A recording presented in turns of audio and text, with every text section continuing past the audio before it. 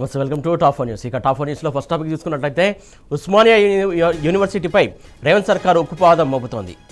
OU పరిధిలో యథేచ్ఛగా ఆంక్షలు కొనసాగిస్తోంది. సీఎం రేవంత్ పర్యటన సందర్భంగా పోలీసులు హద్దుమీరి ప్రవర్తించారు. ఇక రెండో టాపిక్ చూసుకున్నట్లయితే జెండా లేదు, ఎజెండా లేదు. దాంట్లో మన రాష్ట్రం చేర్చమన్న అంశాలకు దిక్కు దివానం లేదు. ఆయనను పోయి రావాలే హస్తిన అన్నట్లు తయారైంది మన గుంపు మేస్త్రి పరిస్థితి. ఇక మూడో టాపిక్ చూసుకున్నట్లయితే తెలంగాణలో తొలి విడత పంచాయతీ ఎన్నికల ప్రచారానికి తెరపడింది. ఎన్నికలు జరగనున్న గ్రామాల్లో మైకులు మోగబోయాయి. సూర్యాపేట జిల్లాలో కాంగ్రెస్ గుండాలు రెచ్చిపోయారు. ఈ ఘటనలో ఉప్పర మల్లయ్య అక్కడికక్కడే దుర్మరణం చెందాడు. 70 మంది బీఆర్ఎస్ కార్యకర్తలకు గాయాలయ్యాయి. అదే సమయంలో హన్మకొండ జిల్లా ఐనవోలు మండలంలో కడియం శ్రీహరికి నిరసన సెగ తగిలింది.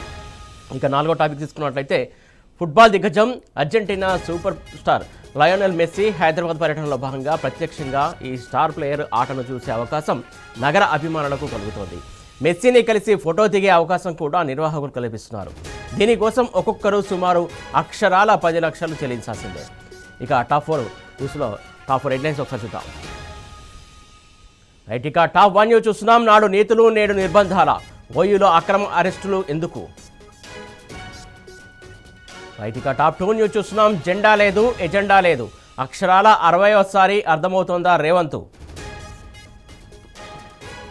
రైట్, ఇక టాప్ 3 న్యూస్ చూస్తున్నాం. తొలి విడతకు తెర, రెచ్చిపోతున్న కాంగ్రెస్ గుండాలు, పల్లెల్లో పరేషాని.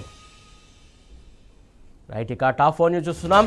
మెస్సీతో ఫోటో కావాలా, అయితే 10 లక్షలు చెల్లించాల్సిందే.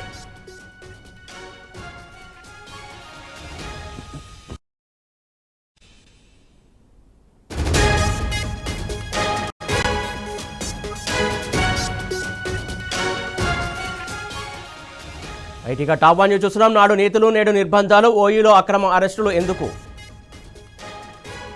రైట్, ఇక టాప్ 2 న్యూస్ చూస్తున్నాం. జెండా లేదు, ఎజెండా లేదు. అక్షరాల 60వసారి అర్థమవుతుందా రేవంత్?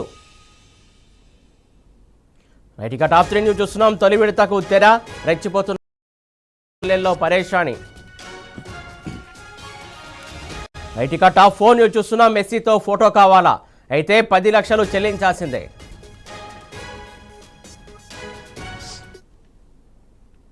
రైట్, ఈ 4 అంశాలకు సంబంధించినటువంటి సమాచారం మా ప్రతినిధులు లివిల్, ప్రదీప్, కిరణ్, మహేష్ ద్వారా తెలుసుకుందాం.